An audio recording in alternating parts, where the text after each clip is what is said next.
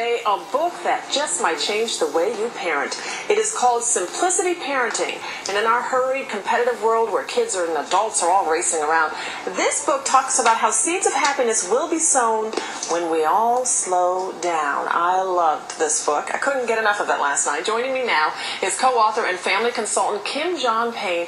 Kim has 20 years of experience counseling families, and you wrote this along with Lisa Ross to help families raise, as it says in the cover, calmer, happier, and more secure kids. Thank you for joining us. Oh, it's a pleasure to be here, Lisa. Now, why do you think that simplicity is the key? Why do we need to slow down?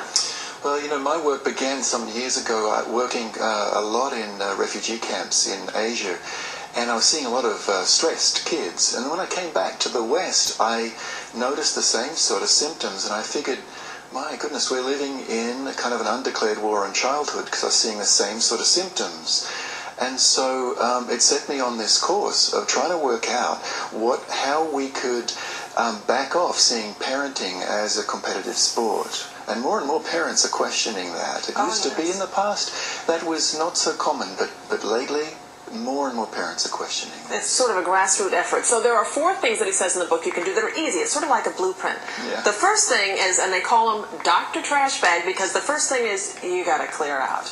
Well, you know, one of the things that I've noticed over the years is that all kids are quirky, right? They're all quirky. You add a lot of stress to their lives, and that quirk can easily become a disorder. It can become a problem. You add simplicity to their lives, and that same quirk actually becomes their gift. And the reason Dr. Trashbag, it's always unfortunate these terms, isn't it? The reason Dr. Trashbag was that I'd go into people's homes, I'd give them a choice between a year or two's worth of therapy or a visit from bedtime, from wake-up time to bedtime. Some still chose a year or two of therapy, but but we would, one of the places to begin is just too much stuff. Just clear out the bedrooms. The average kid, I started counting, has over 150 toys.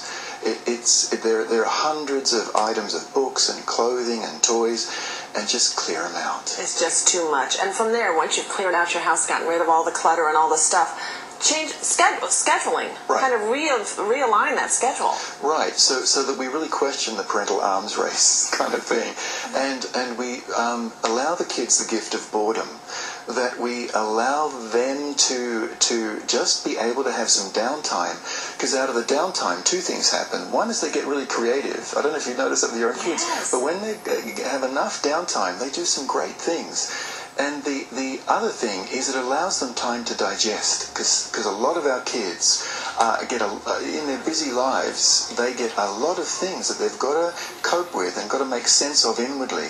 When we give them enough downtime, they can do that. They can do that. And, you know, it'd be fascinating if you read it, and we hope you get check it out, Simplicity Parenting, and check out our website, WTEN.com. We'll have more information on Kim's book. But you do talk about sports and what that is doing to our kids, starting them too young, and it's fascinating. Yeah, and it was just wonderful to work with Lisa.